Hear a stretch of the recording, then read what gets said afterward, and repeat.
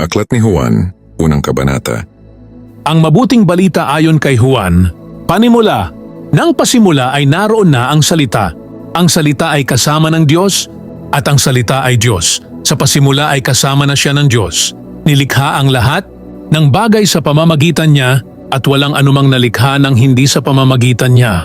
Ang nilikha sa kanya ay may buhay at ang buhay ay siyang ilaw ng sangkatauhan. Nagliliwanag sa kadiliman ang ilaw at hindi ito nagapi kailanman ng kadiliman. At naparito si Juan na isinugo ng Diyos upang magpatotoo sa mga tao patungkol sa ilaw at upang ang lahat ay sumampalataya dito. Hindi siya ang ilaw subalit naparito siya upang magpatotoo patungkol sa ilaw. Ito ang tunay na ilaw. Dumarating ito sa sanlibutan upang magbigay liwanag sa lahat ng tao. Dumating ang salita sa sanlibutan, ngunit hindi siya kinilala ng sanlibutang ito na nilikha sa pamamagitan niya.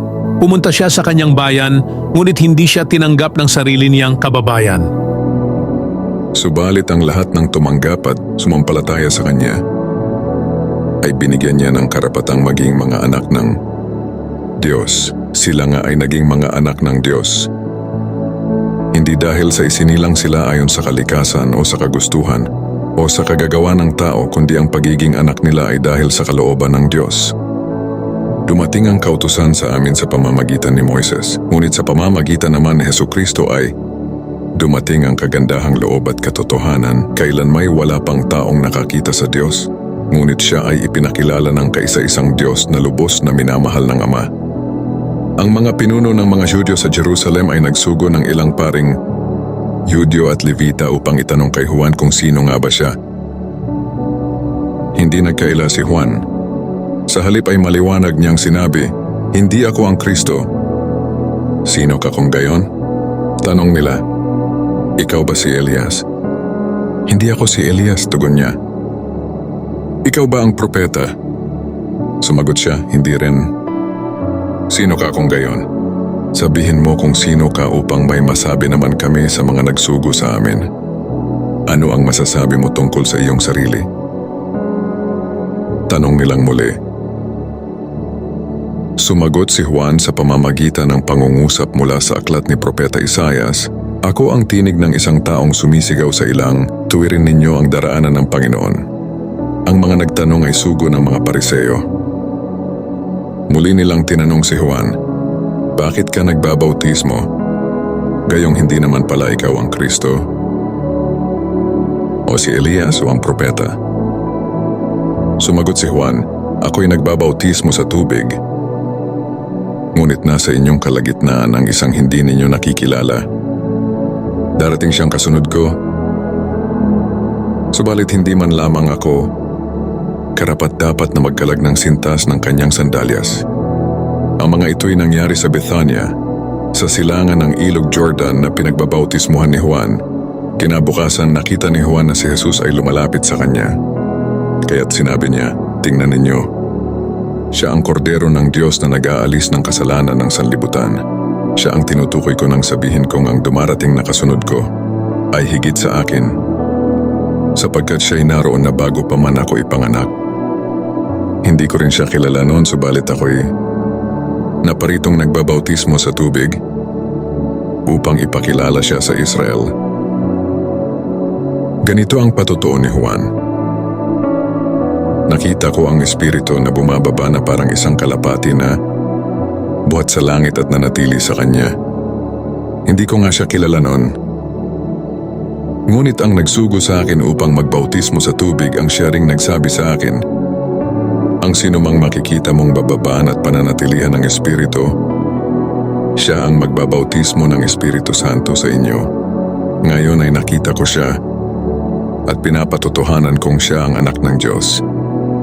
Kinabukasan, naroon muli si Juan kasama ang dalawa sa kanyang mga alagad. Nang makita niya si Jesus na nagdaraan ay kanyang sinabi, "Siya ang kordero ng Diyos." Narinig ng dalawang alagad ang sinabi niya, kaya't sumunod sila kay Jesus. Lumingon si Jesus at nang makita niyang sumusunod sa kanya ang mga ito, sila'y tinanong niya, "Ano ang kailangan ninyo?" Sumagot sila, "Saan po kayo nakatira, Rabi?" Ang kahulugan ng salitang ito'y guro. "Halikayo at tingnan ninyo." sabi ni Jesus. Sumama sila kay Jesus at nakita nila ang kanyang tinitirhan. At tumuloy sila roon ng araw na iyon. Nooy mag-aalas 4 na ng hapon. Ang isa sa dalawang alagad na nakarinig kay Juan at sumunod kay Jesus ay si Andres na kapatid ni Simon Pedro. Unang hinanap ni Andres ang kanyang kapatid na si Simon. Sinabi niya rito, "Nakita na namin ang Mesiyas." Ang kahulugan ng salitang ito'y Kristo. At isinama ni Andres si Simon kay Jesus. Tiningnan ni Jesus si Simon at sinabi sa kanya, "Ikaw ay si Simon na anak ni Juan. Ikaw ay tatawaging Cephas," na ang kahulugan ng pangalang ito ay Pedro. Kinabukasan, minabuti ni Jesus na pumunta sa Galilea. Nakita niya roon si Felipe at sinabi ni Jesus sa kanya, "Sumunod ka at maglingkod sa akin." Si Felipe ay taga Bethsaida, tulad ni na Andres at Pedro. Nakita ni Felipe si Nathanael at sinabi niya dito, "Natagpuan na namin ang tinutukoy ni Moises sa kanyang isinulat sa aklat ng kautusan at gayon din ng mga propeta." Siya'y si Jesus na taga Nazaret na anak ni Jose. "May mabuti bang maaaring magmula sa Nazaret?" tanong ni Nathanael. Sumagot si Felipe, "Halika't tingnan mo." Nang malapit na si Nathanael ay sinabi ni Jesus, "Masdan ninyo ang isang tunay na Israelita. Wala siyang anumang pagkukunwari."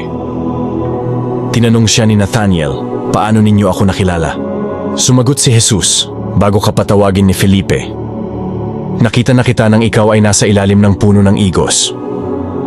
Sumagot si Nathanael, "Guro, kayo nga po ang anak ng Diyos. Kayo ang hari ng Israel." Sinabi ni Jesus, "Sumampalataya ka ba dahil sa sinabi ko sa iyong nakita kita sa ilalim ng puno ng igos? Higit pa riyan ang masasaksihan mo." Siya't sinabi niya sa kanya, "Pakatandaan mo, makikita ninyong bukas ang langit at ang mga anghel ng Diyos ay manhikmanaog sa kinaroroonan ng anak ng tao."